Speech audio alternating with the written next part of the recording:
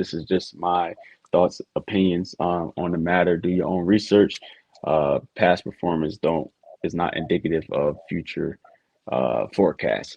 And so, all that being said, I can give you two stats that will summarize exactly what you're asking for, and why we should be paying attention. So, in the 1950, 16.5% of workers were paying into Social Security to support one recipient, right?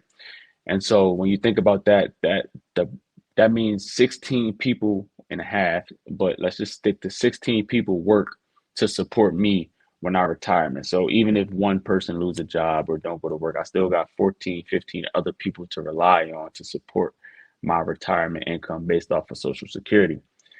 If anyone could guess what that number is today, I'll just leave 4 seconds for you to think, like say in your head what you think the number would be. Um, but that number is 2.5 people today are working for a Social Security recipient. So that means if I take my example again, that's only 2.5. Let's stick with two people are working to support my retirement. So if Joe Schmo don't go to work, that means it's one person. If he gets into an accident or she, is pregnant and she stops working, what's going to happen? And so as the mortality rate increases, which means we're living longer, as the population is increasing, which means more people are having children, there's going to be less and less. So this number is going to get cut down even more. And we're 30 years away. So some of us millennials, we're 20 to 40 years away. Gen Zs, you are 20 to, 40 to 50 years away from retiring. So to think that from 1950 to 2023, in 70 years, that the number went from 16.5 to 2.5. If you just do averages, the amount of people that's going to be there for you is almost none, right? So that's just statistics. And then I'll give you another one. So that was about the Social Security. And now let's talk about the 401k. So the 401k was started in the 70s, and it was started because if you know about a pension is what our grandparents got, maybe our parents get.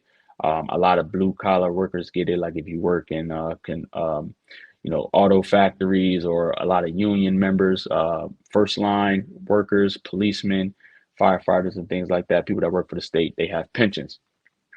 A pension is when you retire, you receive guaranteed income from that company for life, regardless of what happens, for life. Even if that company goes under, there's insurance on the pension, right? And so let's take that into account. And when you think about that, the mortality rate is getting longer, people are living longer, and people are having more children. So that puts a lot of stress on the company to continue to pay people year after year after year, and they're living longer, right? When this was started, the mortality rate was like 67. So that means you retire at 60 and the company can pay out for 7 years. That's feasible. But now people are living to 80, 90, sometimes even 100.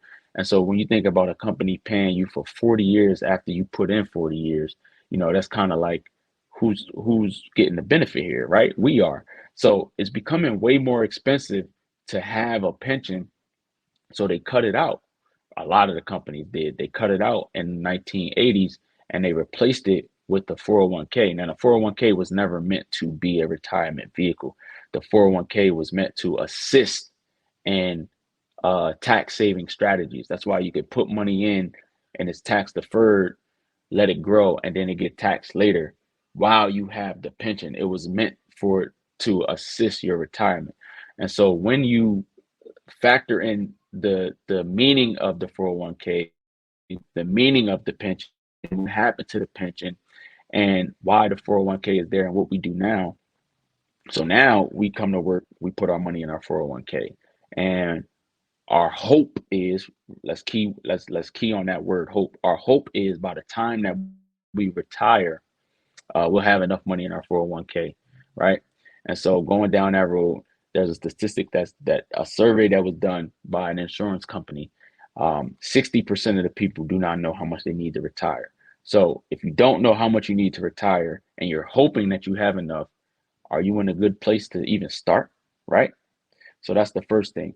Of those 40% of people who know how much they need to retire, 50% of those people aren't confident that they're going to have the resources by the time they retire to sustain their retirement, right? So that leaves about 20% of people who actually know what they're doing and are doing it, right? And so when you put that into perspective, let's take those 20 people who maybe they have other things, they have businesses, whatever, whatever, but let's just take the real estate the real estate. Let's take the 401k for example. So the 401k works like this, right? And I'm reading, but imagine this. Imagine I come to you with a business proposal. And a business proposal is that you put up all of the money. You take all of the risk. If you get a profit, I take 60% of the profit, right? And if we lose money, I walk away scot free. You lose the money, you lose the risk, right? So that's exactly what's happening in the 401k, give or take a few, comments or whatever. You put your money in the 401k. Uncle Sam is your partner because Uncle Sam is going to take your money at the end of the day, right?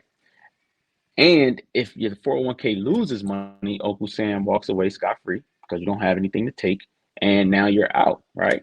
And so that's how that works. And there's a lot of things about the 401k that I can go on and on with. Um, for example, the 401k match, right? The match is good for us, but it's great for the employer because they're giving you the match. And what the match is doing for the employer is allowing them to project their taxes onto you. So if you can match 5%, I put in five as an employee, and the employer puts in 5%, they can now write off that 5% that they put in for me. And then when I withdraw that money, I'm taxed on that money. So that's how it works for an employee, an employer. And then also, when you talk about the construction of the 401k, so there's a lot of things that a lot of people don't know, right? When you sign up for your employee benefits, 90% of the people aren't reading the benefits. They're just signing up. They know they get a 401k. They understand what a 401k is. So they think and they just sign it over. Maybe they see how much of the match. Okay, the employee match five. I'm going to put in five. I'm going to put in three, whatever their case is, right? Hoping that is what's, that's going to get them to retirement. And so what's in that fine print is that the 401k is managed by a company. That company takes a fee. That company most of the time does not is not in charge of producing your money, having your money make money, right? They outsource that to maybe a mutual fund or another company, that ETFs or whatever you pick. They'll outsource that to that type of company. And that mutual fund is going to charge you a fee as well because that's their job, right? It has nothing to do with the 401k. It's just their job as a mutual fund. They charge fees, and that's how they make their money. And so when they charge a fee on that, and then the 401k charge a fee on that, sometimes it can end up being 4-5%, right? Now I want to just read you something real quick, and then maybe if there are any questions, or Julian, you can jump back in. So here's an example: a one-time investment in a 401k at $10,000 at age 20, assuming a 7-year annual return, and by age 65 is $576,000. So you turn 10K, 10K, 10,000 dollars into $576,000 throughout your working year. That's amazing. That's beautiful, right? That's a 7% return. Now let's take that same example and put it in the 401k. If you have 2.5% of fees, which means you're only getting about 4.5%. Now you got to take the 7% minus the 2.5%. So you only get 4.5%. If you have 2.5% of fees, the ending balance will only be 140K over the same amount of time. So based off the fees, you lost over 300K in your 401k, and then you have to give whatever percent of that to Uncle Sam once you withdraw the 140K. And so when you think about it that way, is that enough for you to retire on, right? The answer is obviously no. And this is why the title is Your Retirement Won't Work. But luckily, there is a solution. And I don't know if we have time to get into the solution, but there is a solution to how you develop your financial security, right? So, Julian, I'm going to give it back to you, and you let me know, what to do next. Oh yeah, yeah. Dropping a ton of jewels with literally breaking down, especially the difference between the 401k and the pension, which I know a lot of us have been hearing about the company Yellow and other companies that Mm-hmm. literally shut down, and all of the employees that did have, like you mentioned, their pension went kapooey, along with It's other gone. companies that are gonna be following suit. And so you're walking good, as my cousins say, and dropping all the jewels for the episode today. And so, Wisdom, if y'all have any comments or any questions for Finance Keem before we get ready to shut down our episode today, feel free to come on and chat directly with Finance Keem.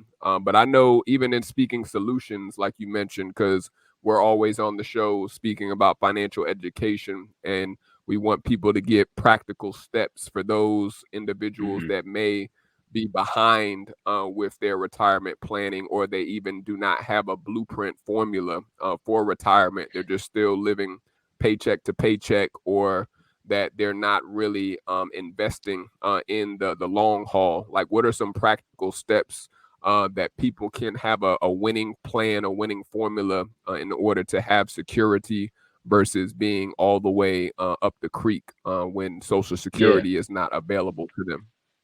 definitely. So I would take that as a two-part question, one about retirement and then two about living paycheck to paycheck. So let's deal with first things first. So retirement. Um, there are different instruments that you can use to supplement or help you grow your money faster. Um, so these are the four things that I think about in retirement that I say that everyone wants in retirement. And Julian, feel free to have pushback if you want to. Liquidity, right? That means you can move your money, you can do what you want with it when you want with it. Security, which means guaranteed. You want to make sure that your money in your retirement is guaranteed. You're gonna get paid regardless, uninterrupted. You want to be able to leave something for your heirs. At this time, your retirement, you're older, you're thinking about your estate plan and different things like that. And then lastly, it cannot be taken away. You don't ever want to lose this money, right? In any type of way, whether it's lawsuits, whether it's the market, whatever, whatever. So there are instruments. If you combine these products, then you are able to build up this system in order to do that. So, for example, again, this is not financial advice. This is what I've done.